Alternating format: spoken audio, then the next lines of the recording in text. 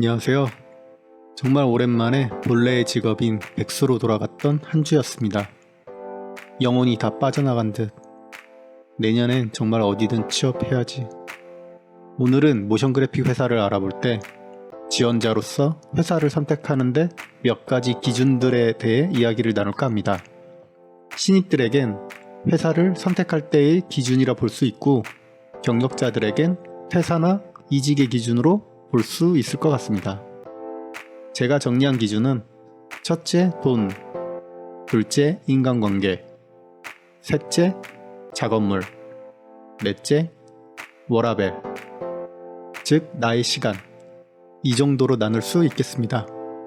하나하나 말하기에 앞서 이 모든 것들도 사람마다 상대적이기 때문에 단순히 보통의 디자이너의 경험담 정도로 듣고 흘리시면 될 것 같습니다. 먼저 돈에 대해 이야기하겠습니다. 돈 중에서도 연봉. 요새 신입들은 보통 에이전시 기준 2,400에서 플러스 마이너스 200 정도가 평균인 것 같은데, 회사의 분야나 규모에 따라 금액의 차이가 있습니다. 시작부터 금액의 차이가 꽤 난다고 생각할 수 있겠지만, 오히려 연차가 쌓일수록 특별한 한두 명을 제외하곤 평균적인 갭은 더 줄어든다고 생각합니다. 제가 지금 하는 말이 현재의 신입인 당사자들에겐 전혀 와닿지 않겠지만, 초봉의 차이는 큰 의미가 없기 때문에 누구는 포탈을 들어가서 연봉이 세다고 자존감이 낮아질 필요가 없다는 말인데요.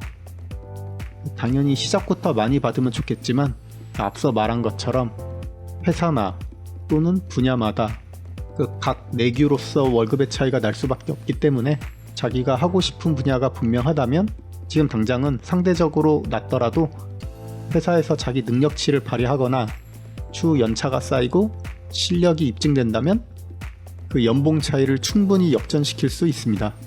그 다음에는 돈 중에서 식대도 볼 수 있는데요. 식대에 대해 이야기를 하자면, 대개 야근이나 주말 근무 중에는 식대를 대주는 곳이 많은데 점심은 그렇지가 않습니다. 주는 곳도 있고, 혹은 식대라는 명목하에 월 10, 15만원 정도 일정 금액만 지원되는 곳도 있고요. 물론 아예 안 나오는 곳도 심심찮게 볼 수 있습니다. 그 차이도 신입 때는 돈으로 환산하면 꽤 큰 차이이므로 1년으로 치면 200 정도의 돈으로도 볼 수 있고요. 돈에 민감하신 신입들에겐 체크할 만한 사항입니다. 연봉을 2,200 받는데 식대를 대주는 곳과 연봉을 2,400 받는데 식대를 안 대주는 곳이 있으면, 물론 후자가 좋긴 하겠지만 단순 계산으로는 거의 같다고도 볼 수 있고요. 스스로 자기 합리화가 가능합니다. 하나의 예로 저의 첫 연봉은 1,650이었는데 식대는 회사에서 다 내줬습니다. 저는 지방 대학교에서 아웃사이더로 생활을 하여서 디자인 분야 친구들은 없었고요. 중고등학교 때의 친구들은 보통 토목이나 영업 쪽 분야라 그쪽 분야의 초봉은 2,000 초중반으로 시작하죠. 때문에 당시 상대적으로 많이 위축돼 가지고 스스로 점심값을 쳐가지고 150만원이다, 어딜 가서 난 연봉 1,800이야 라고 스스로 위안을 삼았던 시절도 있었습니다. 잠시 눈물 좀 닦고 오겠습니다. 돈에 대해서는 마지막으로 한마디만 하고 넘어갈 건데요.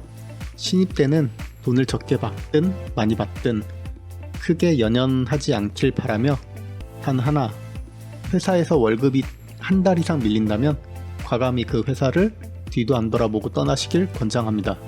과거 저의 신념 중 하나가 월급이 한 달 밀리면 무조건 관둔다였는데, 저의 경우 운이 좋았다고 말을 해야 되는지 한 달이 밀린 적은 없었고요.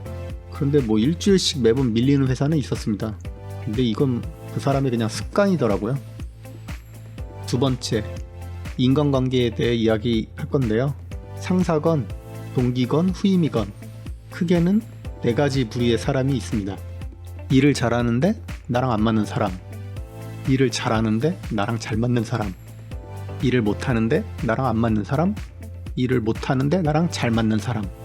사람은 경험을 해보지 않으면 모르기 때문에 알 수 없는 부분입니다. 저는 개인적으로 일을 잘하면 저랑 안 맞아도 상관없다 주의고요. 그래도 보통 그 회사의 전체적인 분위기는 그 팀장의 역량이나 성향에 따라 정해지는 것 같다 생각되는데요. 회사의 분위기가 괜찮으면 야근이 잦더라도 어느 정도 버틸만 하다고 생각됩니다. 그리고 이건 별개의 문제이긴 하지만 그 간혹 같이 일하는 디자이너의 인원수를 고려하던 신입도 봐왔는데요. 포스트나 큰 에이전시를 제외하고 대개 같이 일하는 디자이너의 수가 4명 정도가 평균이었던 것 같습니다. 포스트라 하더라도 실제 같은 팀 인원수는 3, 4명 정도로 알고 있고요. 왜냐면 포스트는 팀이 많이 세분화되어 있으니까요. 생각보다 그렇게 같이 일하는 디자이너의 수가 많은 곳은 드물다고 말하고 싶습니다. 세 번째는 회사의 작업물. 이건 보통 신입들이나 연차가 얼마 안 될 때 고려하는 부분인데요.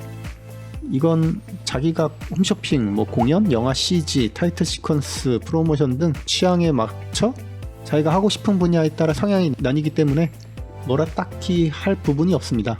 하지만 어떤 예를 들자면 어떤 신입이 A라는 회사의 포포를 보고 마음에 들어 지원을 했는데 어떻게 그 회사에 입사를 해서 알고 보니 그 포트폴리오를 만드는 사람이 없을 수 있습니다. 그 포트폴리오를 만들었던 사람이 퇴사를 했다는 말보다는 그 회사의 프로젝트가 알고 보니 B 회사에다 혹은 C 프리랜서에게 의뢰를 하여 처리하는 경우도 있을 수 있다는 이야기입니다.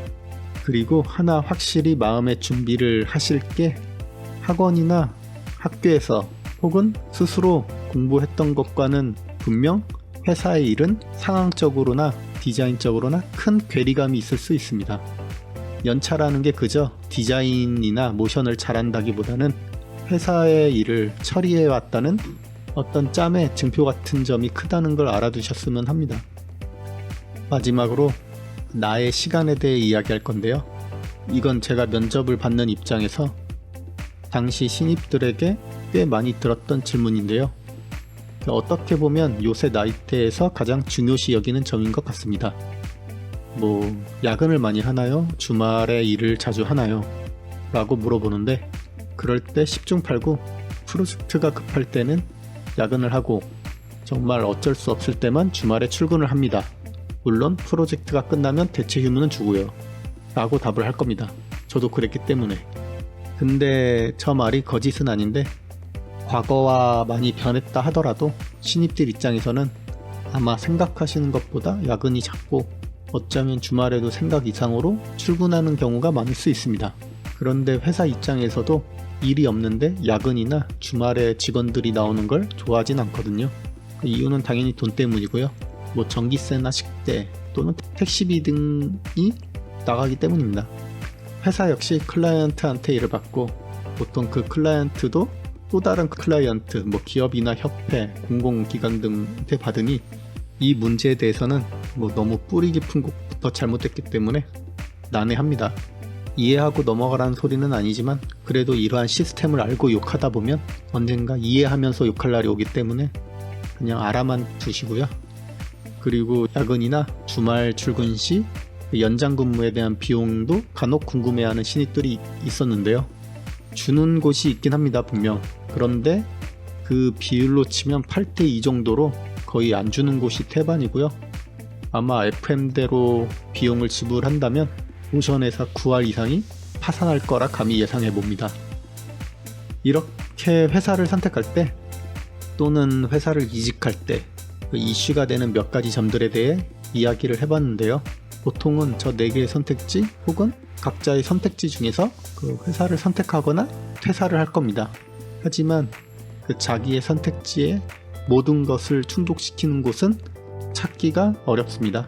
제 기준에서는 저 중에 한두 개만 해당돼도 나름 성공한 선택의 기준이라 여겨지는데 저 같은 경우는 어릴 때는 돈이나 하고 싶은 작업에 따라 그 회사를 지원했던 선택의 기준이 됐던 것 같은데 어느 순간에는 사람 스트레스가 가장 우선시 됐고요.